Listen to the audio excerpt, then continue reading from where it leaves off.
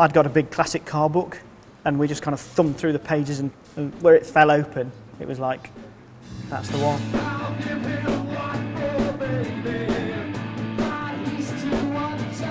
It's not anything to do with the power and the reliability. Or the fact he does 6 miles to the gallon. Yeah. It's like a big brick on wheels. Yeah, I think we'll go with the fact that... Brick on wheels. Yeah.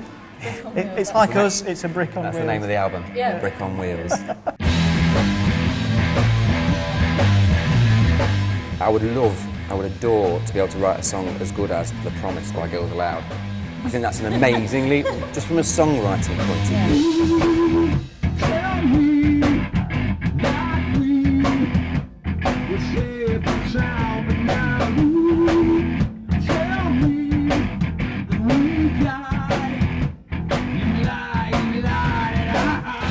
But if you think about the band overall, I mean, I think it would be naive to ignore things like, I don't know, the Queens of the Stone Age, Foo Fighters, the Pixies, to more sort of soulful stuff like Otis Redding.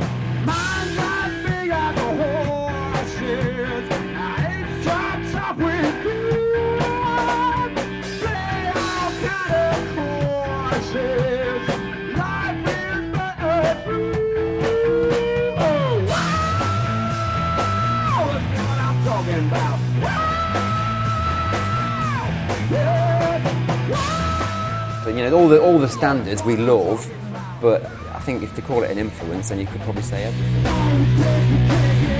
In terms of albums, actually, you've already had one out. That was in 2004 under the record label Sumo Construction. That was called The Joy of Six. Was it successful? It was all right. Yeah, I mean, we sold them all, but we only printed a few thousand. It wasn't chart material. We were under no illusions of that. Yeah, we landed the deal with Sumo pretty quickly. I mean, they saw us once and just went, yeah, we love it, and whatever you want to do, we'll do it. And we did a 7-inch single with them first, and that went pretty well. We sold out and repressed. When you do a 7-inch single, you tend to press in 500. So we did 500. They went. We did another 500. They went. So they said, when you're ready, boys, we'll do an album.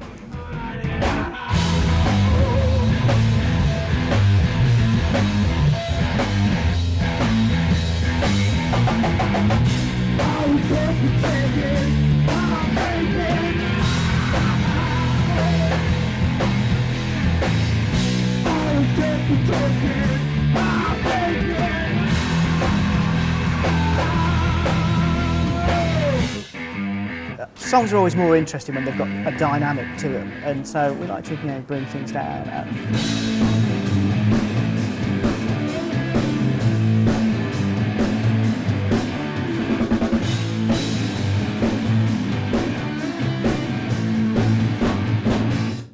I mean, we're under no illusions. We're not the first to do it and won't be the last. It's just a really good way of being able to manipulate a melody, manipulate a hook, manipulate a feel, and just step it up a gear. And what do we want people to do with this? Do we want them to scream and shout along with it, or we want them to dance to it? And that sort of dynamic and energy is important.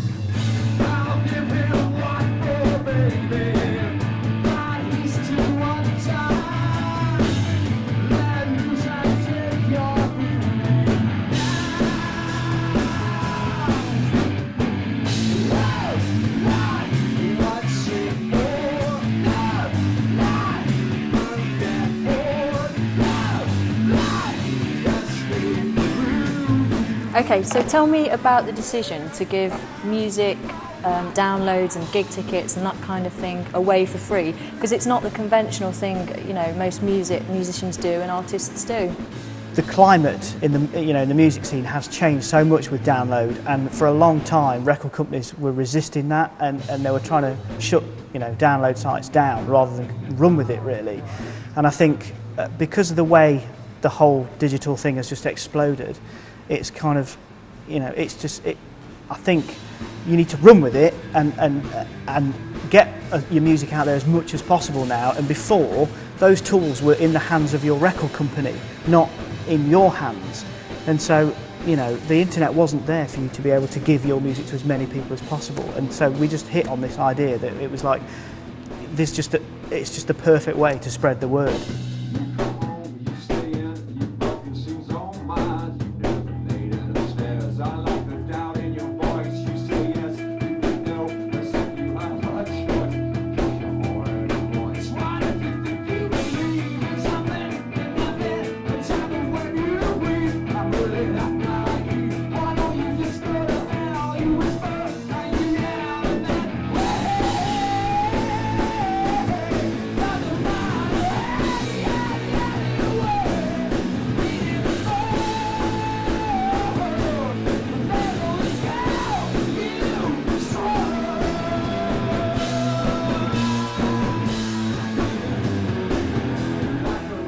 we could make a little bit more money out of it, but rather people hear us that wouldn't have normally heard us.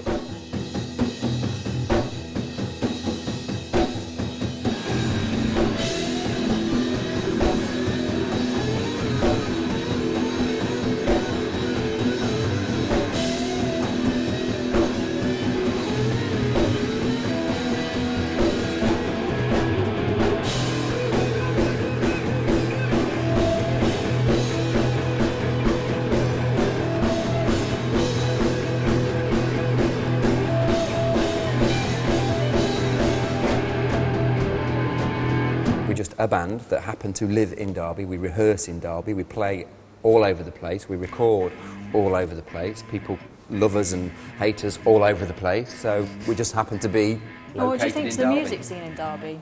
It's always been really healthy, you know, Yeah. and it's kind of it sort of has been sadly ignored for quite some time, really. I think some really good venues opening up as well in the last sort of 12, 18 months. There used to be, if you went back about 5 or 6 years, there was probably one.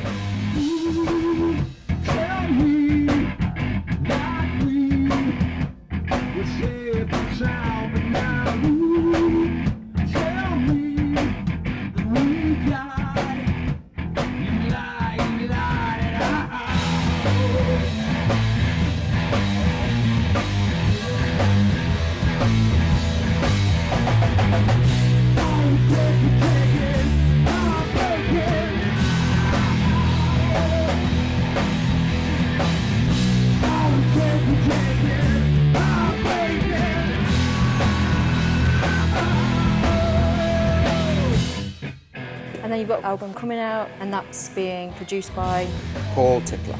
and he's produced things such as bands of Idlewild, hasn't he? He's recently done the Charlatans as well, Idlewild. He did Elastic's album. He's done a lot of... Stereo Lab. He really knows how to take a band that play live and do well live, and turn that into a good record, a good solid sound. The best thing about Paul as well is he'll only work with bands that he likes, because he's been a producer for a long time and he's got a long list of good names under his belt. He doesn't need to work with absolutely anybody that will pay his wages, if you like. It's quite a coup for us to work with him, and regardless of how well it does, whether it kind of shifts in download or CD or whatever, for us it's just good to have made a really good record with Paul. Great. Okay, well, thank you for talking to me. Nice No to problem meet at you. all, thank you. Our pleasure. Thank you very much. Thanks a lot. About me? No, I don't even like it.